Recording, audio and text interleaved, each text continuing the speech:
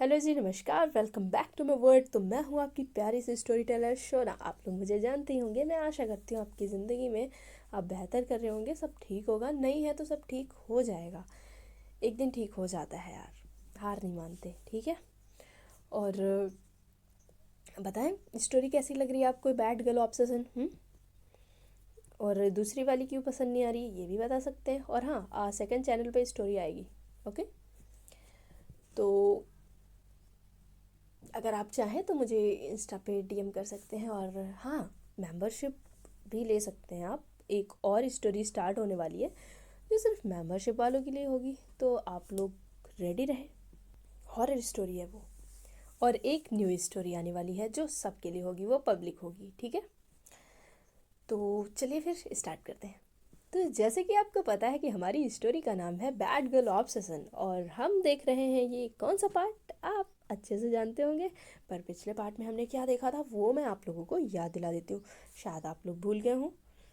तो पिछले पार्ट में हमने देखा था कि जो हमारी ईशा थी, ईशा से एक लड़की मिलने आई थी जो उसके बहुत करीब खड़ी हुई थी। और जो नताशा थी, नताशा ने ईशा को बहुत बुरा गंदा इग्नोर किया था।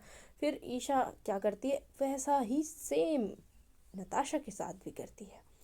तो भाई हमारी बैड गर्ल है, वो कम थोड़ी है। नताशा को वो भी इग्नोर कर देती है। फिर वो ना उस लड़की के साथ कॉफ़ी पीने के लिए जाती है, और ये सारी चीज़ें वो सुन लेती है नताशा, क्योंकि वो मीटिंग रूम से निकली थी। और वो ये सब इतना चिपकते हुए देखती है, उसको मतलब जलन हो जाती है। अब देखते हैं आगे। आगे ऐसा था कि जो जिस कैफ़े में वो गई हुई थी ईशा, एक कॉर्नर वाली टेबल पे बैठी हुई थी भाई। उसके सामने एक वही लड़की, जो लड़की उससे मिलने आई थी, जो बहुत ही अच्छी थी, पर वो बार बार ईशा के साथ फ्लर्ट कर रही थी। वो लड़की स्माइल करती है कि यार तुम, मतलब अब तो, मतलब तुमने ब्रेक लिया ना, ऑफ ड्यूटी हो अभी ना तुम, और स्टिल तुम गार्ड वाले मोड में क्यों हो? ईशा भाई एकदम रिलैक्स, वो बहुत ही कंफर्टेबल थी उस लड़की के साथ। फिर ना वो लोग कैफ़े में बैठे हुए थे, वो लोग बातें कर रहे थे, और अचानक ना भाई कैफ़े का डोर ओपन होता है और अंदर आती है नताशा। भाई बॉस वाला ऑरा, पता ही होगा आपको, एकदम सब देखने लग जाते हैं भाई कौन आ गया। और उसके पीछे पीछे हमारी ख्याति, ख्याति याद ही होगा, सेक्रेटरी है भाई। वो ना वहाँ पे आती है, ईशा की नज़र पड़ती है, वो एकदम शॉक। फिर तुरंत वो उठती है, ईशा तुरंत आती है, मैम आप यहाँ, आप ऐसे बाहर, आप ऐसे बाहर नहीं आ सकती। नताशा ना बीच में ही उसकी बात को भाई काट देती है। वो कह, एक नज़र उस लड़की पर, फिर ईशा के ऊपर, भाई एकदम एटीट्यूड में देख रही थी वो बंदी। और वो कहती है, अपनी डेट डिस्टर्ब, आप अपनी डेट डिस्टर्ब मत करो। अपनी डेट डिस्टर्ब क्यों कर रही हो? हुँ? और मैं यहाँ तो, मैं आपकी डेट को डिस्टर्ब नहीं कर रही हूँ मैडम, बॉडीगार्ड। नताशा भाई बीच में ही, मतलब बार बार बोल दे रही थी। ईशा कुछ भी कहने वाली थी कि नताशा बीच में बोल देती थी। फिर ईशा कहती है, it's not like that, it's not like that, जैसा आप समझ रही हैं वैसा कुछ नहीं है। और डेट? क्या मैडम, कौन सी डेट? नताशा कहती है, गुड, मुझे फ़र्क भी नहीं पड़ता तुम्हारा कुछ भी हो। पर आंखों में एकदम जलन दिख रही थी भाई बंदी के। नताशा ख्याति के साथ वहीं पे पास वाली एक टेबल थी, वहाँ पर जाकर बैठ जाती है। पर फिर ईशा उसके पास जाती है, वो कहती है, मैडम आपके लिए ये सेफ़ नहीं है, आप ऐसे नहीं आ सकती कहीं भी। और मैं आपकी बॉडीगार्ड हूँ, मैं डिसाइड करूँगी कि आपको कहाँ कैसे जाना है। ये हमने कॉन्ट्रैक्ट भी साइन किया है, और अभी मैं ब्रेक पे थी, इसका आप मुझे कॉल करके बुला सकती थी मैडम। पर जो नताशा थी, नताशा ना कहती है कि मेरी मीटिंग है, ओके, तो प्लीज़ मुझे डिस्टर्ब मत करो, अपनी गर्लफ्रेंड के पास जाओ। अब भाई ईशा यही करती है, भाई ईशा चली जाती है। वो ज़्यादा, मतलब उसका एटीट्यूड इतना झेल नहीं सकती थी, वो चली जाती है। ईशा बैठती है एकदम, मतलब होता ना कि डिस्ट्रैक्ट हो रही थी भाई वो बंदी। वो लड़की जो थी वो सब कुछ नोटिस कर रही थी। सब जितनी भी ईशा के चेहरे पे टेंशन नज़र आ रही थी वो सब कुछ नोटिस कर रही थी। नताशा ना ऐसा प्रिटेंड कर रही थी कि जैसे वहाँ उसकी सच में कोई मीटिंग है, पर उसकी जो फोकस थी, वो जो फोकस था वो सिर्फ था ईशा के ऊपर और उस लड़की के ऊपर ही। वो लड़की नताशा को देख रही थी और वो नताशा को अच्छे से जानती थी। आई तो वो नताशा से ही मिलने थी, पर वो ईशा को ऐसे देखकर वो ईशा के साथ निकल ली थी भाई। और वो क्यों आई थी ये अभी नहीं पता, और नताशा उसको नहीं जानती थी पर वो नताशा को जानती थी। पर वो लड़की अंदर ही अंदर ये कहती है, ये एक्स क्यों लग रही है, पर उसके मुंह से ये आवाज़ निकल जाती है। उसने बोला तो अंदर ही अंदर था, पर जो बैड गर्ल थी वो पूछती, क्या बोला, एक्स लगती है क्या मतलब? फिर वो ओह नहीं बॉस है भाई, एक्स क्यों कुछ भी मतलब, कहाँ मैं कहाँ वो, कुछ भी। पर नताशा जो थी ना, नताशा ना ख्याति के पास, मतलब ख्याति और नताशा ये दोनों बात कर रहे थे। ख्याति कुछ बोल रही थी पर नताशा सुन ही नहीं रही थी। उसकी नज़र बार बार ईशा पर जा रही थी। अब ख्याति जो थी वो भी कह पड़ती है कि मैम मीटिंग इम्पॉर्टेंट है, आपको अगर यहाँ डिस्टर्ब हो रहा है तो हम ऑफिस में मीटिंग कर सकते हैं मैम, आपको ये सारी चीज़ें देखनी पड़ेंगी मैम। और आप यहाँ आई क्यों है मैं तो ये समझ नहीं पा रही। वो आप बॉडीगार्ड पे नज़र रख रही हैं मैम, देखिए आप, आई एम सॉरी, वो ऐसे बोलने लगती भाई, सॉरी सॉरी मैम, उसके मुंह से निकल जाता है। पर भाई सच तो यही था, बार बार उसे इग्नोर कर रही थी फिर उसी पे ध्यान दे रही थी, यही सब बना रही थी वो। तो भाई जो नताशा और ये, फिर थोड़ी देर बाद नताशा ना थोड़ी सी सीरियस हो जाती है। ख्याति ये दोनों मतलब मीटिंग की चीज़ें करने लगते हैं, मतलब बात करने लगते हैं कुछ। भाई कुछ देर बाद कुछ लोग आ गए थे और मीटिंग का जो डिस्कशन होता है वो सारी चीज़ें इधर स्टार्ट हो जाती हैं नताशा की तरफ। और दूसरी तरफ भाई ईशा उस लड़की के साथ बैठी हुई थी, पर ईशा भी मतलब बार बार देख रही थी भाई नताशा की तरफ।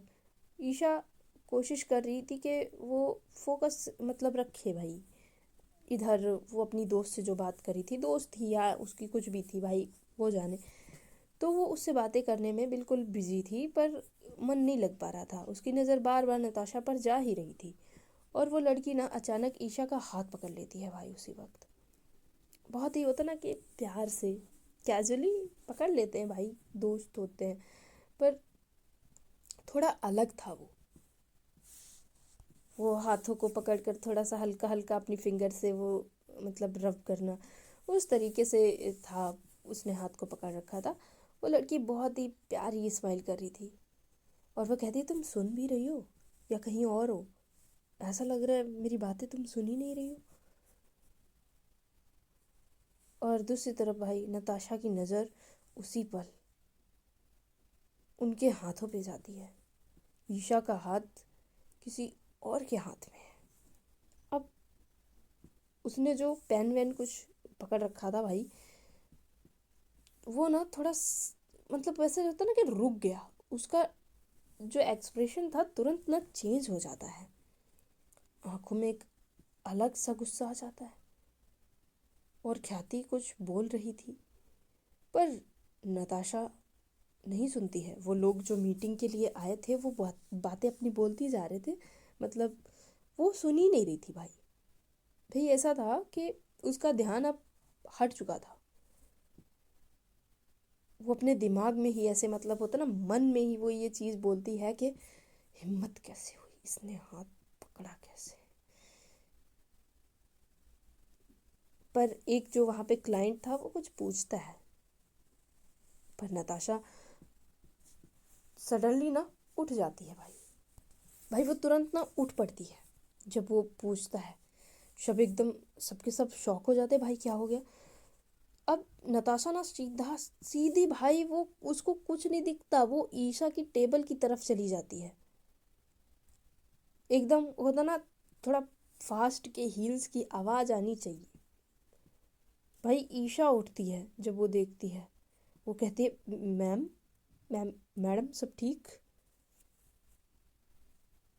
नताशा की जो मतलब नज़र थी भाई सीधा उस लड़की के हाथ पर जाती है। फिर ईशा की एकदम आंखों में आंखें डाल के देखती है वो कहती है ये हाथ छोड़ो। मैंने कहा, आई सेड ये हाथ छोड़ो। पूरे कैफे की नज़र भाई इसकी तरफ ही थी। ईशा एकदम हैरान रह जाती है। वो लड़की कहती है एक्सक्यूज़ मी। तो नताशा कहती है हाथ करके wait, she is on duty, तो आप जा सकती हैं। ईशा को अब गुस्सा आ जाता है। वो कहती है मैडम मैंने ब्रेक लिया है, ये मेरा ब्रेक टाइम है। अब वो दोनों एक दूसरे की आंखों में देख रहे थे। नताशा कहती है फिर भी ब्रेक की एक लिमिट होती है और ये मुझे बताने की ज़रूरत नहीं है। ईशा कहती है मैडम लिमिट पे बात हमारी हुई थी, वो आपने देखा होगा, पेपर्स आपके पास भी थे, आपने ही बनवाए हैं। लिमिट्स मैं डिसाइड कर सकती हूँ, तो ठीक है मैं ड्यूटी पे हूँ, मैंने आपको बोला कि आप मुझे कॉल कर सकती थी बट आप खुद ही यहाँ पे आई हैं। तो भाई जो ईशा थी भाई वो हाथ छुड़वाती ही नहीं है उस लड़की से और वो लड़की छोड़ती भी नहीं है। अब नताशा सामने खड़ी हुई थी भाई, वो चीज़ें बोल रही थी पर ईशा जो थी वो उससे बहस कर रही थी पर उसकी बातें नहीं सुन रही थी। पूरा भाई कैफे ना एकदम उसे देख रहा था। ख्याति रोकने की कोशिश करती है पर भाई उसको हक थोड़ी है, वो तो एक सेक्रेटरी है उसकी।